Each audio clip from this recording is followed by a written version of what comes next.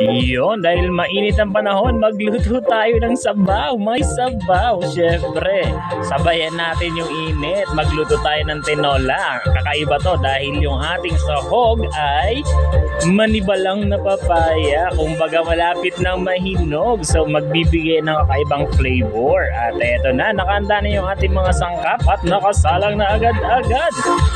Ganun lang kabilis, kaya wag na wag kayong kukurap mga kauragon. At eto na.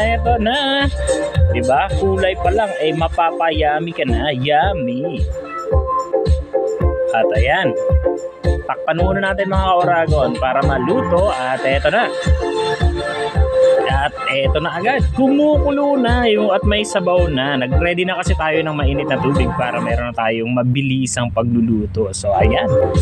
Malapit na tayong matapos. At eto na, nakita nyo, nilagyan na natin yung daon ng sili at maging yung siling habas. So thank you and paalam.